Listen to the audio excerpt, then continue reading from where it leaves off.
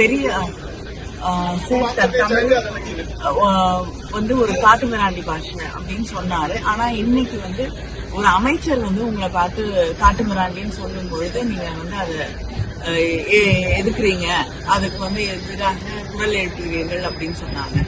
ஒரு தந்தை தன் மகனை பார்த்து ஒரு அக்கறையோடு ஆதங்கத்தோடு நீ இன்னும் நல்லா வரணும், சிறப்பாக செயல்பட வேண்டும் என்பதற்காக கோபத்திலே நீ உருப்பிட மாட்டேன்னு சொல்றதுக்கும், அடுத்த தெருவுல ஊர் பேர் தெரியாத ஒருவர் தன் அதே வீட்டு குழந்தைய பார்த்து தரக்குறைவாக பேசுவதற்கும் வித்தியாசம்.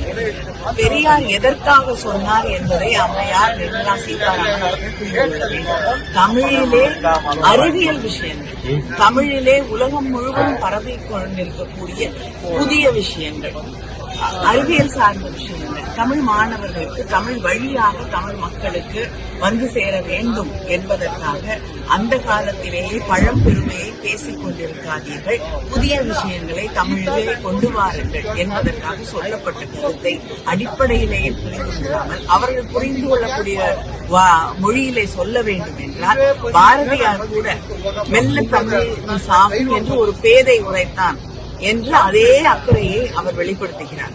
அதற்கெல்லாம் கோபப்படாத அம்மையார் நிர்மலா சீதாராமன் போன்றவர்கள் பெரியார் சொல்வதை மட்டுமே திரும்ப திரும்ப திரும்ப பிஜேபி எடுத்து சொல்லிக் கொண்டிருக்கிறது.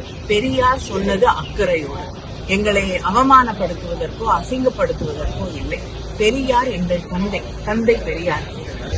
அவர் பேசுவதற்கும் இன்னொரு மாநிலத்திலே இருக்கக்கூடிய ஒரு அமைச்சர் தமிழர்களை பார்த்து காட்டுமிராண்டிகள் அன்சிவிலைஸ்ட் பேசுவதற்கும் வித்தியாசம் இருக்கிறது என்பதை அவர்கள் புரிந்து கொள்ள வேண்டும். அவமானப்படுத்துவதற்கும் அக்கறைக்கும் வித்தியாசம் இருக்கிறது என்பதை அவர்கள் புரிந்து கொள்ள வேண்டும்.